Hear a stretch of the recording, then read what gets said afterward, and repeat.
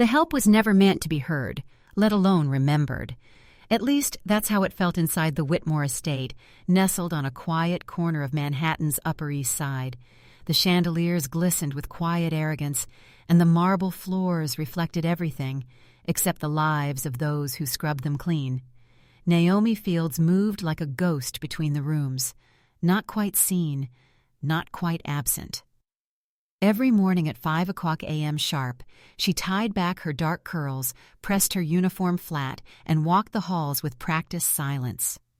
Today was different. Preparations for the Whitmore Foundation Gala were in full swing. Florists buzzed in and out. Catering trucks backed into the gated driveway. Staff members, some seasonal, others like Naomi, permanent fixtures, were under strict instruction: be invisible but efficient. Naomi dusted the grand piano in the ballroom, its glossy black lid dull from disuse. She paused. The Steinway had been there longer than she had, a wedding gift to Mrs. Whitmore, who died long before Naomi ever set foot in the house. She glanced around. No one. She lifted the lid. Her fingers hovered over the keys. Just one chord, a soft minor seventh, spilled into the air like warm smoke. Then another. A ripple of jazz, barely audible, escaped her fingertips. Her posture straightened. Her breathing steadied. She closed her eyes. Didn't know the help came with a soundtrack. Naomi's eyes snapped open. Camille Whitmore stood by the ballroom doors, arms folded, smirk carved neatly across her flawless face. Dressed in high-waisted cream trousers and an unnecessarily expensive blouse, she looked like a Vogue cover with attitude. Naomi dropped her hands. "Sorry, ma'am. Just cleaning." Camille sauntered in, heels tapping like condescension on tile. "Wasn't expecting you to play. Thought you people just wiped things." Naomi kept her head low. "I'll get back to work." Camille leaned against the piano, tapping a single key. Loud, sharp, out of tune. "Actually, my father's been looking for someone to play at the gala. Something tasteful. Background music. Maybe you could help. I mean, if you're not too busy dusting silverware." Naomi stared at the floor. "Yes, ma'am." "Good," Camille said, already turning. "Wear something black, nothing shiny. We want elegant, not attention-seeking." She vanished through the hallway, perfume lingering like judgment. Naomi closed the lid slowly, as if sealing a memory. Her heart beat faster now, not from fear, but something else she hadn't felt in a long time. Heat. Later that day, Naomi stood in the kitchen, scrubbing pans that refused to shine. Mrs. Doris Green, head housekeeper and the only person in the house who called Naomi by her first name, placed a steaming mug of tea next to her. "I heard Camille volunteered you for piano duty," Doris said, leaning against the counter. Naomi nodded. "It's fine." That girl's voice could curdle milk. "You sure you're okay?" Naomi offered a faint smile. "It's just one night." Doris studied her for a moment, then reached into her apron pocket. She pulled out a small, worn notebook. "Found this in the attic last month. Belonged to a Miss Fields. Thought it might be yours." Naomi froze. It was her composition book. Tan cover, frayed edges, initials NF, still faintly visible. She took it like it might vanish in her hands. "Thanks, Doris." Doris patted her shoulder gently. "Don't let them shrink you, baby. You come from a line of women who played louder than the world ever let them." That night, in her small attic room, Naomi sat cross-legged on the floor. The notebook lay open on her lap, pages full of half-written songs, broken rhythms, verses never sung. She turned to a folded sheet tucked in the back. "When the music hurts, it's real." Mama's handwriting. Naomi touched the words like they might still be warm. She walked to the corner of the room, pulled back a curtain to reveal a small electronic keyboard. Dusty, quiet, waiting. She plugged it in. The hum was faint, but it felt like thunder. She placed her fingers on the keys. C minor, F7, G diminished. Her body remembered what her mind had long buried. Music. The next day, Naomi carried fresh linens to the guest wing. As she turned the corner, she nearly collided with Ethan Whitmore. "Oh, sorry, I didn't see you," he said, stepping back. "No harm," Naomi replied. He glanced at the sheets in her arms, then at her face. "You're Naomi, right? Camille mentioned you'd be playing at the gala?" "Yes, sir." "She said you were decent." He grinned. Coming from her, that's high praise. Naomi didn't know what to say. He shifted awkwardly. "Well, break a leg. I mean, not literally." She offered a quiet, "Thanks." As he walked away, Naomi noticed he was humming. The tune? One she'd played last night, in secret. That evening, Naomi walked past the ballroom again. The piano waited, as silent as ever. She didn't play this time, but she looked at it differently now, like it had been watching her all along. That night, the estate slept. Outside, Manhattan buzzed with its usual insomnia, taxis, sirens, the soft growl of ambition. But inside the Whitmore mansion, everything stood still, wrapped in velvet silence. Naomi couldn't sleep. She sat by the narrow window in her attic room, knees hugged to her chest, watching the moonlight trace silver lines across the hardwood floor. Downstairs, that piano sat like a secret.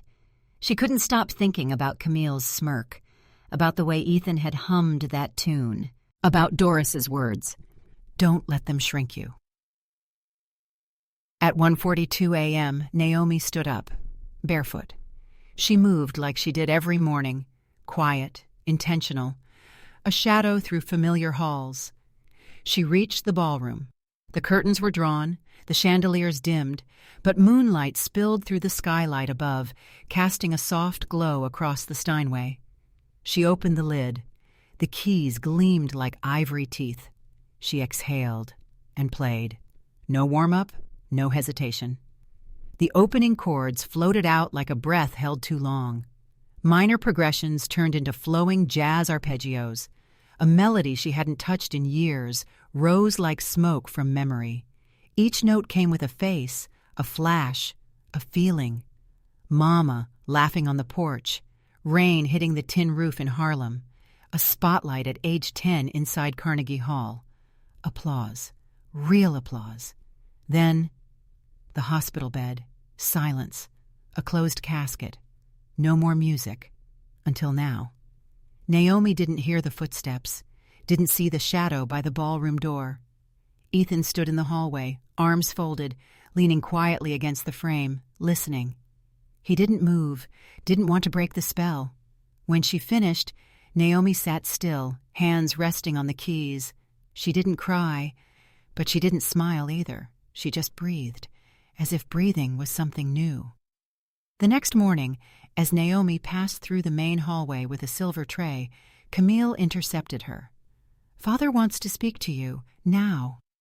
Naomi blinked. "Yes, ma'am." Camille leaned in, lowering her voice. "Don't embarrass us Saturday night. We're not running a talent show." Then she smirked. "You'll wear black, long sleeves, no jewelry. Got it?" Naomi nodded. Camille looked her up and down. "Try not to look too eager. Nobody likes a show-off." Martin Whitmore's office was all dark leather and darker opinions. Naomi stepped in, standing just past the rug, not daring to cross the invisible line between servant and furniture. Martin looked up from his laptop. "You're Naomi?" "Yes, sir." "I'm told you play piano." "Yes, sir." He studied her, like a man sizing up a product he didn't order. "We need a piece during dinner. Something tasteful, instrumental. Keep it simple. Think background, not Broadway." "Yes, sir." No gospel, no improvisation, no surprises. Naomi kept her face still. "Understood." Martin leaned back. "You'll play on time, you'll wear black, and you'll be paid extra." Naomi's lips tightened. "Thank you." He waved her off, dismissed, like mail. That evening, Doris found Naomi in the laundry room, staring at a stained white blouse, lost in thought. "Heard the lion summoned you?" Naomi smiled faintly. "Said I could play, with rules." "Course he did." Doris poured her some tea. Ain't no power in this house that don't come with chains. Naomi stirred the cup slowly. He said no gospel, no surprises. Doris raised a brow. That why you look like someone stole your name? Naomi looked up. What if I played something of mine? Doris tilted her head. You asking me if you should tell the truth with your music? Naomi hesitated. Then, yes. Doris leaned closer. Then, baby, you better play so honest it makes liars in the room sweat. 2 nights later, Naomi sat on the edge of her bed, reading old sheet music by lamplight. She flipped to the back of the notebook. Her fingers traced the title, Midnight in Harlem, Variation 2, composed by Naomi Fields. She picked up a pencil, changed one chord, then another. She smiled. For the first time in years, it didn't hurt to write. You still got those pretty little fingers, don't you? Naomi stood stiff in Martin Whitmore's office, sunlight slicing across the room through half-closed blinds. His voice was smooth, like whiskey left out too long, strong but stale. I hear you played last night, he continued, leaning back in his leather chair. Not bad, subtle, quiet, the kind of thing people like at dinner. Naomi said nothing. She knew better than to answer quickly. Martin steepled his fingers. We've had trouble locking down a musician for Saturday's gala. Thought maybe you could fill in. Just a short set. Background only. Her chest tightened. I'd be honored, she said quietly. Good, he replied, already reaching for his phone. Wear something appropriate, black, modest. You'll be compensated. And Naomi? She looked up. Don't try to impress anyone. You're not there to perform. You're there to fill the silence. Down in the staff kitchen, the air smelled like lemon cleaner and burnt toast. Naomi stirred a pot of soup without appetite. Doris entered, her face tight, her apron wrinkled from a long morning. She glanced at Naomi's expression and sighed. What did he want? Naomi shrugged. Asked me to play, said I'd be filling in. Doris narrowed her eyes. Filling in or filling space? Naomi let the ladle fall into the pot. Same difference. Doris leaned against the counter. He ever ask himself why someone with hands like yours is folding linens instead of headlining Carnegie? Naomi didn't answer. Doris pulled out a chair and sat. You're scared. Naomi turned. Of what? Of being seen. You think if you play, the whole world comes rushing back. The pain, the pressure, the loss. Naomi's hands gripped the edge of the sink. I'm not scared, she said softly. I'm tired. Doris nodded, her tone gentler now. Then maybe it's time to stop hiding behind work and let them see who's really in this house. That afternoon, Naomi made her way through Harlem, walking past old haunts like ghosts she no longer greeted. A produce stand, a church stoop, a brick wall still spray-painted with the words, Sound is Power. She stopped outside a small record store wedged between a laundromat and a pawnshop. The hand-painted sign still read, Earl's Wax and Tracks. Inside, the air was warm and musty with nostalgia. Rows of vinyl lined the walls, jazz, soul, gospel. Nothing digital, nothing shallow. Thought that was you. Naomi turned. Earl, the owner, gray beard, suspenders, and the same Marvin Gaye shirt he always wore, grinned like he'd just won a bet. I'll be damned, little Naomi Fields. Where you been hiding, girl? Naomi smiled sheepishly. Nowhere, everywhere. He stepped around the counter and hugged her before she could refuse. You used to sit right over there, headphones on, little feet swinging, eyes closed like the world didn't exist. Naomi laughed, a sound foreign even to her ears. You still play? He asked. She hesitated. Sometimes. Earl raised an eyebrow. Last time I saw you, your face was on every third flyer in this city. Then, poof, gone. Naomi glanced at the door. Things changed. Earl looked her over, then walked to the back room. He returned with a dusty vinyl. Still got this in the back. Naomi Fields, live at Lincoln Center, 10 years old, sold-out crowd. You remember that?" She nodded slowly. "I remember Mama in the front row," she said, crying through the whole second movement. Earl smiled. "That was the night you stopped being a kid. The music was too grown." Naomi didn't know what to say. Earl softened. "Whatever they did to you, whatever made you stop, don't let it win." She took the record, held it like something fragile. "Thanks, Earl." "Anytime, superstar." Back at the mansion, Naomi slipped into her room and placed the record on the shelf above her keyboard. She sat on the floor, knees drawn to her chest. She opened her old notebook again. The pages stared back. Unfinished songs, half-buried lines, rhythms that once lived on stage but now barely whispered in her hands.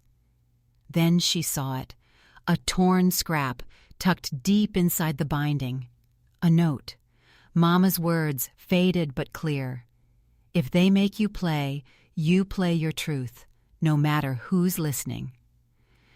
The day before the gala, Naomi stood in the ballroom, facing the piano like it was an old friend who remembered too much. She placed her hands gently on the keys, C major, then F minor. The melody from her notebook began to take shape, but she kept her foot off the pedal. No resonance, no indulgence, just quiet truth. Behind her, Camille's voice rang out like broken glass. "Don't forget, Naomi, this isn't a recital. It's dinner music." Naomi froze. Camille sauntered in, heels clicking, a glass of champagne in hand, 10 in the morning. "You know," Camille continued, circling the piano, "when I suggested you play, I thought it'd be charming, like a little novelty act. You, former prodigy, now polishing floors. Very Cinderella." Naomi said nothing. Camille's tone turned syrupy. "But please, don't get carried away. No one's here for your story. They're here for my father, for the foundation." Naomi lowered her eyes. "Understood." Camille leaned closer. "Good. Keep it soft. Keep it safe." She turned and left. Naomi let out a breath she didn't know she was holding. Later that afternoon, Naomi returned to her room to find something odd. Her sheet music, carefully arranged on the desk, was gone. In its place sat a single printed page, a basic arrangement, a watered-down classical medley, nothing like what she'd been working on. Her stomach dropped. She checked the drawer, the trash bin, her bag. Nothing. Someone had taken her music. No, Camille had taken it. And replaced it with what? Background noise. Naomi sat down slowly, rage rising under her ribs. Not hot, cold, controlled. She pulled out her notebook. Every note of her piece was in there, memorized, etched. Let them think they erased her. She'd play it anyway. That night, she returned to Harlem alone. She wandered aimlessly past corner stores, shuttered churches, and stoops filled with laughter. She passed a group of teens dancing near the subway entrance, their music blaring from a speaker balanced on a milk crate. She stopped at the bodega where her mother used to buy sweet tea. Inside, the bell above the door jingled softly. Behind the counter stood an old man with skin like weathered leather and a slow, steady smile. "Look who the city dragged back." Naomi smiled. "Hey, Mr. Deacon." He nodded. "Haven't seen you since your mama's service." "I know." He pulled out a bottle of sweet tea and set it on the counter. "No charge," he said, "but I want a favor." Naomi raised a brow. "Play something real tomorrow night. Not just for them, for us." She nodded slowly. "I will." Back in her room, Naomi stared at the harmonica resting on her dresser. It had belonged to her mother. Worn edges, dented case, still carried the scent of peppermint and gospel. She picked it up, held it to her lips, and played a single note. High, wavering. It cracked in the air like a promise. The next morning, the mansion was abuzz with last-minute preparations. Florists rushed past electricians. Caterers barked orders. Staff polished and prepped and vanished at every turn. Naomi moved through it all like a calm storm, focused, ready. As she passed Doris in the hallway, the older woman slipped something into her pocket. A folded note.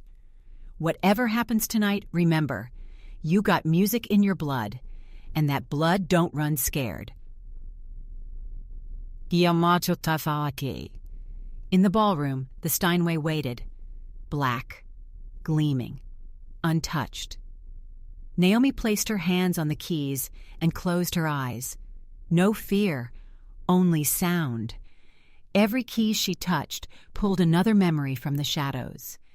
Naomi sat alone in the grand ballroom, the morning light slicing through tall windows like spotlight beams on a forgotten stage.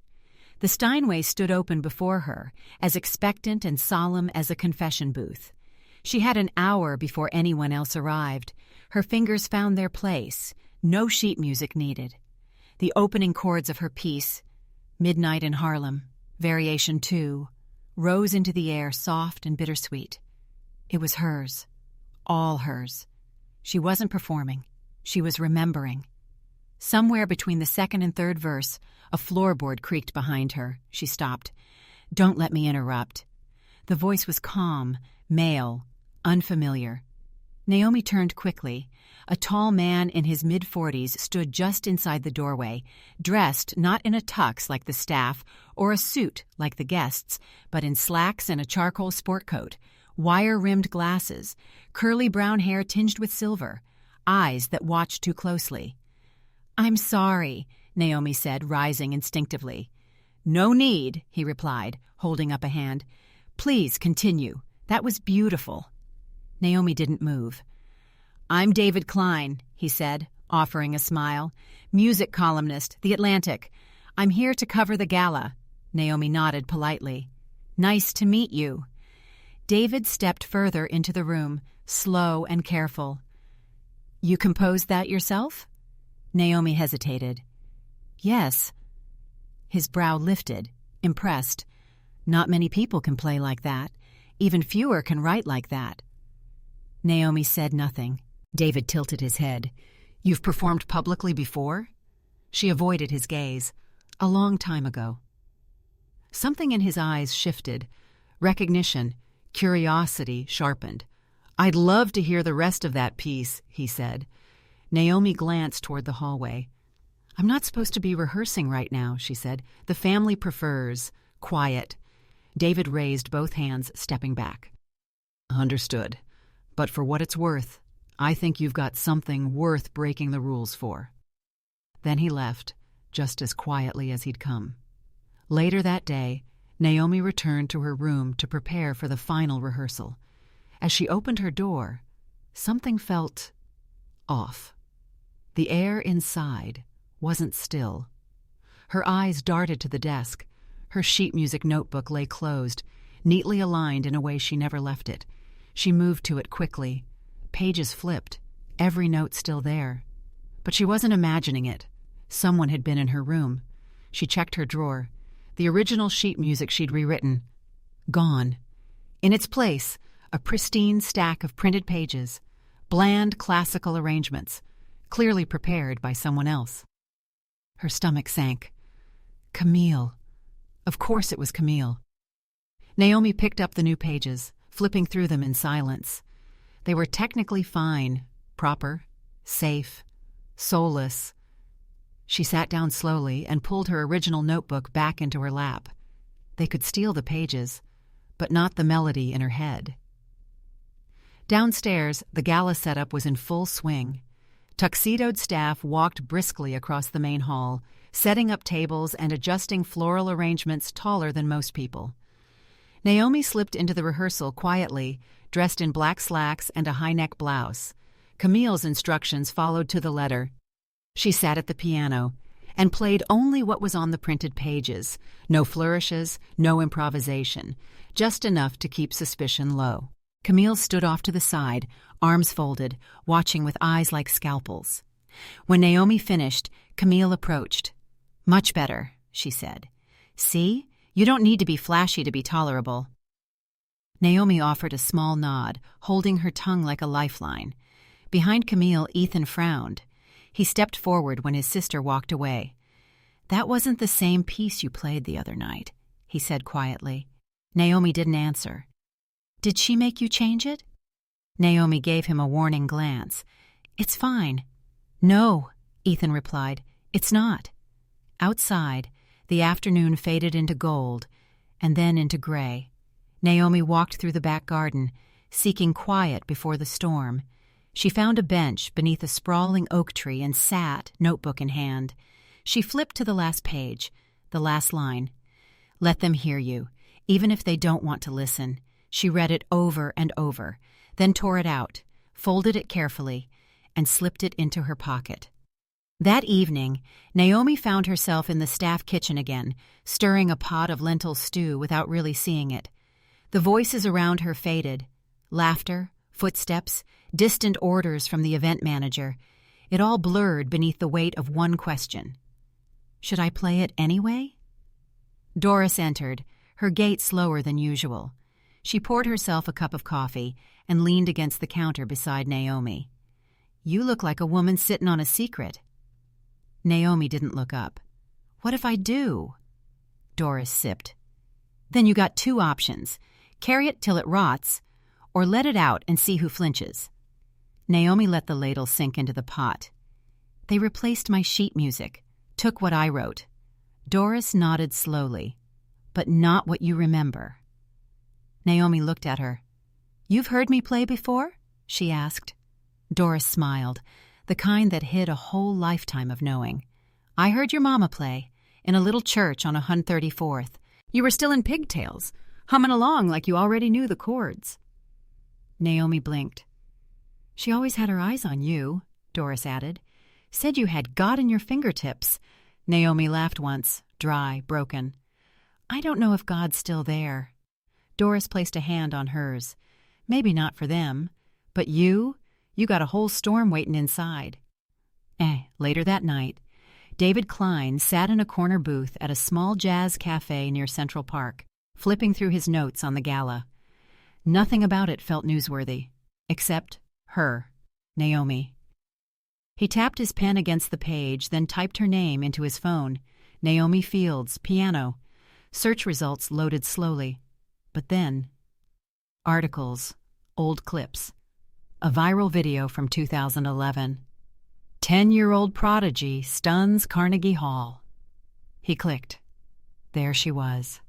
Tiny, poised, eyes shut, as she played a Chopin piece with the grace of a seasoned maestro. David stared, jaw tight. What happened to her? He watched the full 3-minute video, then watched it again, then stood, tossed a few bills on the table, and walked out into the night with only one goal: find out why that little girl disappeared. Meanwhile, in her room, Naomi sat cross-legged on the bed, her harmonica in one hand, her notebook in the other. She pulled out the folded page from her pocket. The last line stared back. "Let them hear you." No more hiding.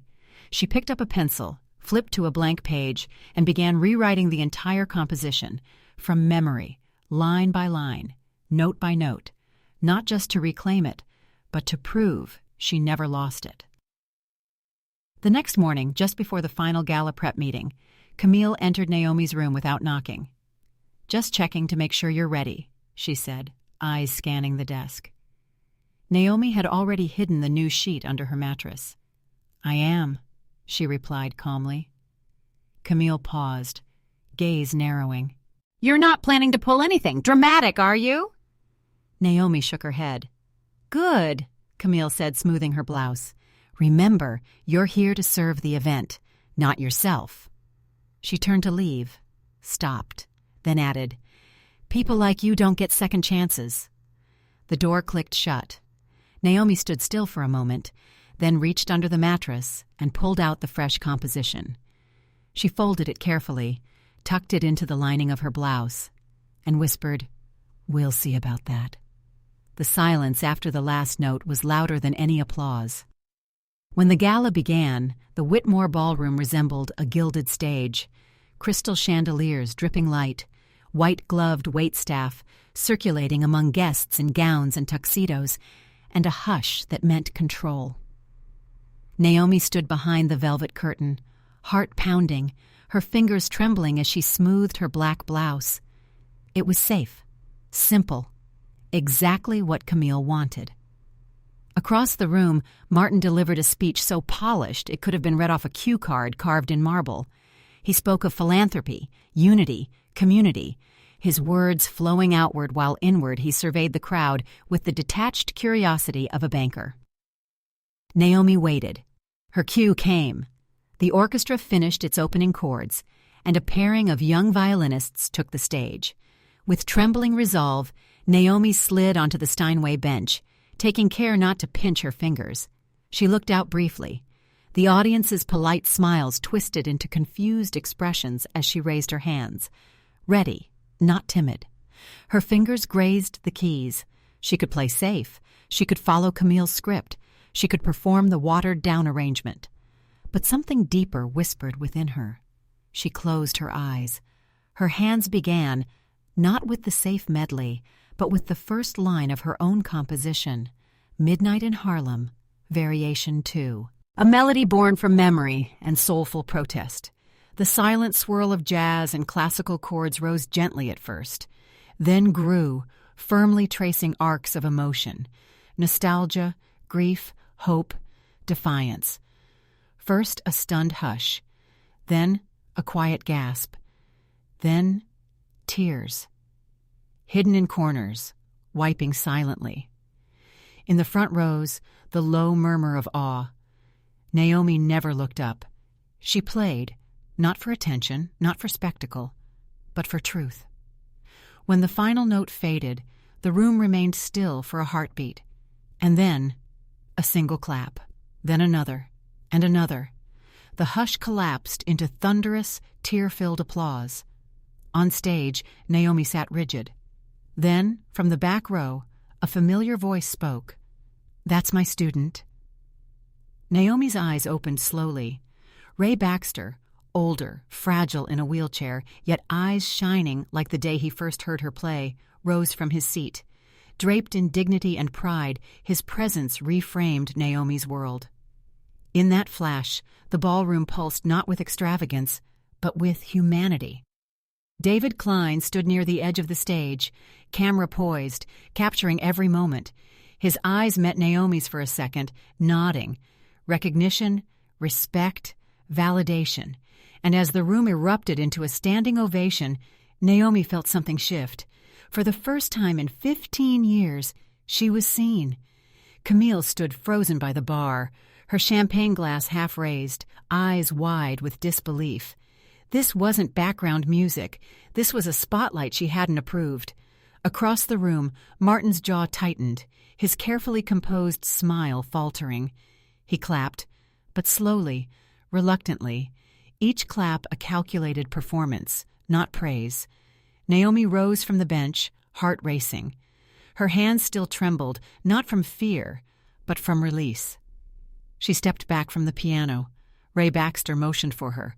Doris appeared at her side like breath on glass. "You did it, baby," she whispered. "You played the truth." Naomi leaned down beside Ray, who reached up and cupped her face gently. "You still got it," he said. "Still got that fight in your fingers." Naomi smiled, tears brimming. Ray held out a folded paper. "We need to talk. Soon. There's more than just applause waiting for you." She nodded, slipping the note into her pocket. Meanwhile, across the ballroom, David Klein was already typing. His fingers moved fast, headlines forming before the words hit paper. The return of Naomi Fields, from silence to standing ovation. Back in the green room, Naomi sat on a worn love seat, alone for the first time since the applause ended. The adrenaline had ebbed, leaving a strange quiet in its wake. She pulled out Ray's note and unfolded it. "Come to Harlem tomorrow. Bring your mother's music." She stared at the handwriting. Ray's letters were as precise as his teaching, steady, sure, underlined with intent. Naomi closed her eyes. Mama would have loved this night. Or maybe she would have hated it, seeing her daughter perform in the house of a man who had once told her, "No improvisation, no surprises." A knock on the door interrupted her thoughts. It was Ethan. He leaned in, awkward in his tux, holding 2 cups of cider. I figured coffee might be too strong right now, he said. Naomi offered a small smile. Thanks. He handed her a cup and sat beside her. Not too close, not too casual, just present. That was incredible, he said. The real piece, I mean. I knew something was off during rehearsal. You hit it. Naomi sipped. Didn't want to give her the chance to steal it again. Ethan nodded, quiet for a beat. My sister doesn't understand music, he said. She hears notes. You play meaning. Naomi looked at him, surprised by the gentleness in his voice. She won't like this, she said. No, Ethan agreed, but she also won't forget it. He raised his cup slightly. To making noise. Naomi clinked her cup to his. To being heard. Outside in the shadowed driveway, a black car waited. Inside, Camille sat stiff in the back seat, scrolling furiously through her phone. The video was already online, David Klein's articles spreading like wildfire. She gritted her teeth. The staff girl was trending. A Whitmore event, hijacked by a maid. No, a musician. She slammed her phone down. This isn't over, she muttered. The next morning, Harlem breathed easier. Naomi stood in front of an old brick building, faded paint on the sign above, Ray Baxter School of Music. The door opened before she knocked. Ray sat just inside, still in his wheelchair, wrapped in a knit shawl, face tired but glowing. You came, he said. Naomi nodded. You called. He rolled back, motioning her in. The room smelled like wood and vinyl and decades of melody. Posters of jazz legends lined the walls. A grand piano stood in the center like an altar. Ray handed her an old tape recorder. Your mama made this for you. I've kept it all these years. Naomi turned the recorder over in her hand. A piece of masking tape read, For Naomi, when the music hurts. Madaikats in masane Akeasirio pressed play, and her mother's voice filled the room. Not all ghosts wear white.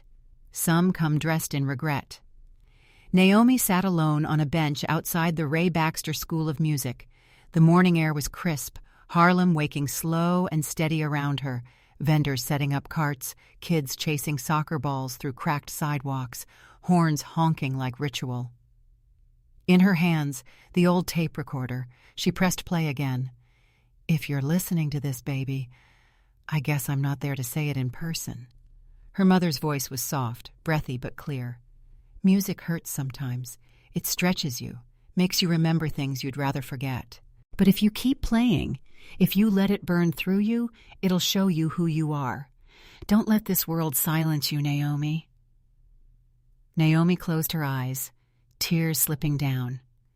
Inside the school, Ray prepared the classroom for a special session, dusting off old stands, tuning the upright piano in the corner. He glanced out the window, saw her still sitting, tape in hand, and smiled. You ready to visit him? He asked when she walked back in. Naomi hesitated. I don't know. Ray wheeled closer. He asked for you. He's not proud of how he left things. Naomi folded the recorder gently, slipping it into her bag. He didn't just leave things. He left me. Ray nodded solemnly. That's true, but closure ain't for the dead. It's for the living. They drove in silence to New Jersey. The Willow Creek Care Center sat tucked between hills, sunlight cutting across its manicured lawn like gold on a worn frame. Naomi sat in the car, staring at the building. Ray reached over and handed her a folded letter. From him. She opened it slowly. Naomi, I don't expect forgiveness. I don't even expect a conversation. But I kept this picture of you every day you were gone. You were never out of my mind, just out of my reach. Gerald. Her jaw clenched. She got out of the car. Inside, an orderly led her to a small rec room. The walls were pale blue. A game of bingo was underway at one table. At another, a man with salt and pepper hair sat reading a newspaper, hands shaking slightly. He looked up. His eyes locked with hers. Recognition, pain, hope. Naomi, he said softly. She stayed at the door. He stood slowly, unsure whether to approach. She spoke first. "You left before the funeral." "I know," he whispered. "I was ashamed." "You should be." He nodded, eyes misting. "I couldn't face your mother after what I'd done. Couldn't face you." I thought maybe staying away would make it easier.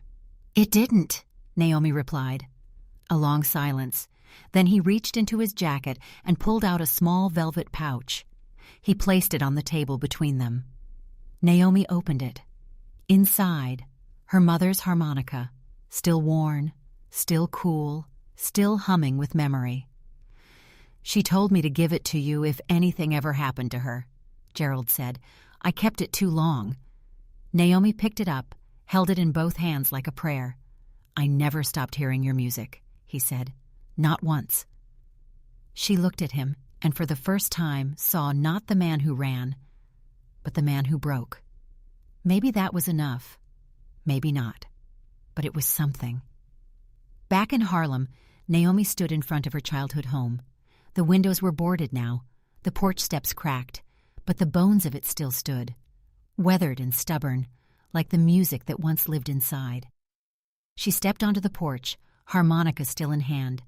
The wind shifted, and just for a moment she swore she could hear her mother humming from the kitchen, a soft gospel tune, familiar, broken in. She sat on the steps and played, not loud, just a whisper of melody, a fragment of her mother's favorite tune, "Walk with Me, Lord." It curled into the wind, wrapped itself around power lines and fire escapes, and drifted into the alleys and brownstones like memory-made music. Later that evening, Naomi returned to Ray's school for a youth class he'd asked her to help with. The room was filled with wide-eyed kids, most under 12, some with violins too big for their arms, others tapping beats into the carpet with sneakers. Ray introduced her simply. "This here's Ms. Naomi Fields. She's going to show you what honesty sounds like." The kids looked at her like she was magic, and for the first time in years, she felt like maybe she was. Naomi sat at the piano and played a short piece, nothing flashy, just hers, a little jazz, a little gospel, stitched together with love. The kids swayed. One of them mouthed the rhythm. Another tapped it on their desk. Naomi smiled. Music was home again. After the class, a girl stayed behind, about 8. Big eyes, hair in 2 tight braids. "You're the lady from the internet," she said. "My grandma showed me." Naomi chuckled. "Guess that's me." The girl stepped closer. "I want to play like you." Naomi knelt. "Then you need to feel it. Not just the notes, the story. Your story." The girl thought hard, then nodded. "Okay." Naomi reached into her bag and pulled out her old notebook, the same one from her attic room. She tore out a blank page. "Start here," she said, handing the sheet to the girl. "Write something that's yours." The girl smiled like she'd been handed the moon. That night, Naomi walked the long way home, past jazz bars, old murals, and fire hydrants gushing under summer heat. She passed Earl's record store. He waved from inside. She waved back. Music spilled from the door. Coltrane tonight. She paused, closed her eyes, and let the saxophone wind around her. She didn't need a stage anymore. Didn't need permission. She had her truth. And now, she had her voice back. 1 year later, the Whitmore mansion was quiet. Not silent, but still. Naomi stood in the same ballroom where it all began. The chandeliers glimmered above, their light softer now. Less performative. More honest. The Steinway had been tuned that morning. A fresh bouquet of wildflowers sat atop it. Daisies, lavender, and sunflowers. Nothing expensive, just beautiful. The Whitmore Foundation Gala had returned, but this time it wasn't a fundraiser. It was a memorial. Martin Whitmore had passed away 3 months ago, unexpected, yet somehow inevitable. Naomi had been invited back, not to play in the background, but to lead the night. Camille hadn't spoken directly to her, but the email had come with her name at the bottom. "My father respected your talent. I think this would mean something to him." Naomi wasn't sure what she felt, but she came anyway. The guests filtered in slowly. Fewer diamonds this time, more gray hair, more family friends, more community leaders. David Klein arrived late, his press badge tucked into a blazer pocket, more out of habit than necessity. He found Naomi by the piano and nodded. "You look taller," he said. Naomi laughed. "I think that's just the shoes." He leaned in. "It's been quite a year." Naomi smiled. "It has." His latest piece, The Rebirth of Naomi Fields, had gone viral last fall, not just for the music, but for the honesty. She wasn't just a pianist, she was a survivor, a teacher, a return. Doris approached next, now retired but glowing in a soft purple dress. "You ready, baby?" Naomi nodded. "I think so." Doris held her gaze. "Then go show 'em what remembering sounds like." Naomi stepped up to the piano as the room quieted. She didn't announce anything, didn't speak. She just began to play. This time, the piece was different. A medley, an offering. It began with the melody from her mother's old gospel tune, then transitioned gently into Midnight in Harlem, Variation 3, richer, fuller, braver. Somewhere near the middle, she slipped in a line from one of Ray's favorite jazz charts, and in the final movement, she played the first melody she ever wrote as a child. Back when the piano was bigger than her whole world, every note was stitched with history, every pause held breath. And when the final chord lingered in the air, Naomi looked up and smiled. The applause was gentle, not thunderous, not performative, just honest. Naomi stood, bowed slightly, and stepped down from the stage. Camille approached her, not quickly, not warmly, but with something Naomi hadn't seen before in her eyes, respect. "You played beautifully," Camille said quietly. Naomi nodded. "Thank you." A pause, then Camille added, "I didn't understand it back then, what you were doing, what it meant. I do now." Naomi said nothing. Sometimes silence said everything. Outside, the air smelled like fall, leaves crisp underfoot, the sky wide and open above. Naomi walked along the sidewalk toward the edge of Central Park, where a small group of students from Ray's school waited near a street performer with a drum box. One of the kids waved when they saw her. "Miss Fields! You promised you'd show us that harmony trick." Naomi laughed. "All right, but only if you can tell me what a minor seventh feels like." The youngest girl, the one with the notebook from a year ago, piped up, "It feels like being brave, even when your voice shakes." Naomi grinned. "Exactly." Back home in her modest Harlem apartment, Naomi placed the old harmonica beside a framed photo of her mother, smiling wide, holding baby Naomi in her lap. She lit a small candle, and then she opened her notebook, fresh, crisp pages. She wrote, "This time, they listened, and I didn't whisper." She closed the book. The music would keep going. In lessons, in stories, in children learning to tell the truth through sound, and in her, because songs don't die. They remember. Sometimes the softest songs are the ones that stay with us longest. Naomi's story wasn't about grand stages or viral headlines. It was about reclaiming a voice long buried under silence and finding the courage to use it, not to shout, but to speak truth with grace. From the polished halls of privilege to the front stoop in Harlem, every note she played became a quiet defiance, and in doing so, she reminded an entire Black community and beyond that the measure of a person isn't in what the world sees, but in what they carry and choose to share. This tale asks us not to mistake someone's position for their potential. Naomi was overlooked, dismissed, even hidden in plain sight. But the strength of her character, her dignity, and her music slowly cut through the noise. In standing up without standing loud, she changed more than just minds. She healed hearts, starting with her own. The Black community often bears the burden of proving worth over and over again, even in rooms built from their ancestors' brilliance. Naomi's journey whispers a necessary reminder. You don't need permission to be powerful. Like a porch light left on for a loved one returning home, one honest voice can light the way through even the darkest doubt. So take a quiet moment wherever you are. Think of the Naomis you've passed by, or the truths you've tucked away. This story belongs to all of us. The musician, the mother, the mentor, the girl who dared to play her truth in a room that wanted silence. It belongs to every Black community that's been told to wait its turn, stay in the background, or be less than brilliant.